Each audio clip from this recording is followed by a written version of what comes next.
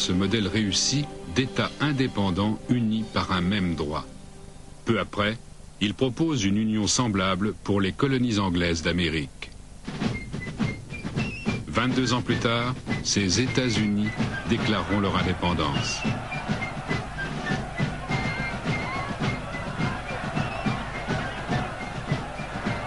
Cette même année 1776 éclate la Révolution américaine.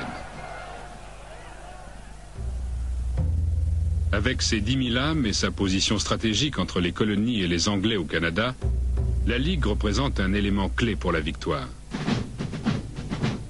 Diplomates anglais et américains font le siège des représentants du Grand Conseil pour tenter de rallier les nations indiennes à leur camp.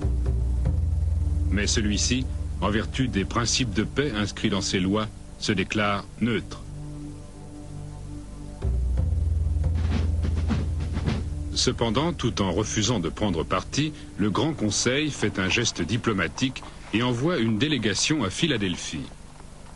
Là, l'Haudenosaunee, la plus vieille démocratie d'Amérique du Nord, reconnaît le tout nouveau gouvernement américain. La délégation est logée dans l'Independence Hall, au-dessus de la chambre du Congrès continental, où les représentants rédigent la déclaration d'indépendance.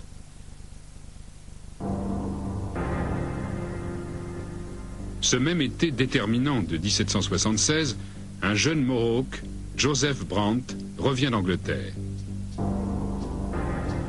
Protégé de l'agent britannique aux affaires indiennes, Sir William Johnson, la famille des Brant a des liens très anciens avec l'Angleterre.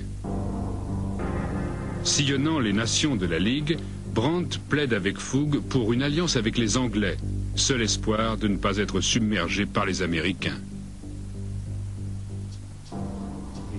Il se mit à aller chez les Mohawks, les Oneidas, les Onondagas, les Cayugas et les Senecas pour essayer de convaincre les jeunes de s'engager du côté des Anglais.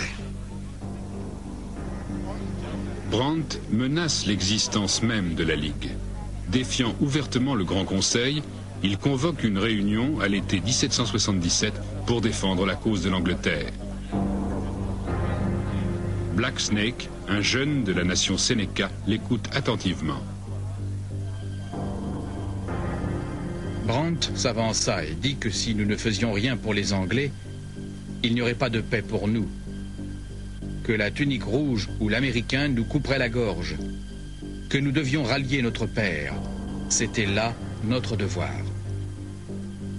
L'oncle de Black Snake, un chef Seneca respecté du nom de Cornplanter, se lève pour contester les propos de Brant.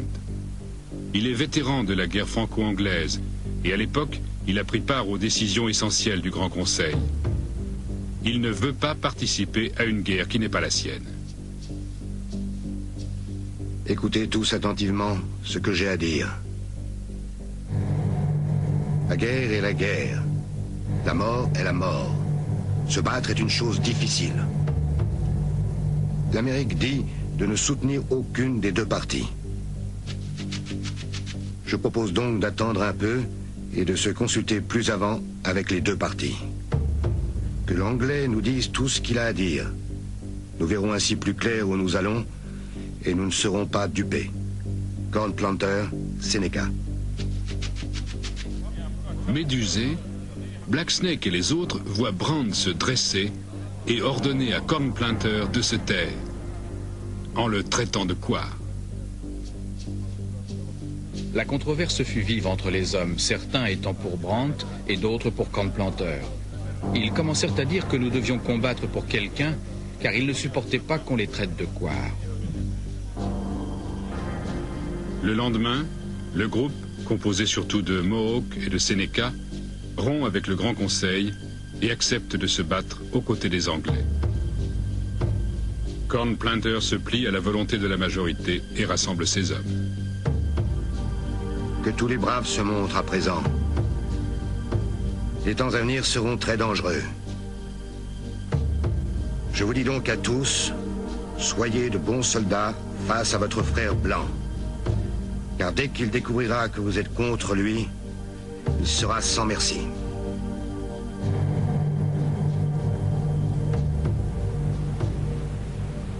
Mais tous les sécessionnistes ne se rallient pas aux Anglais. Les Oneida, très influencés par des missionnaires américains, s'orientent vers une alliance avec les Américains. L'horreur de la guerre civile plane sur la Ligue.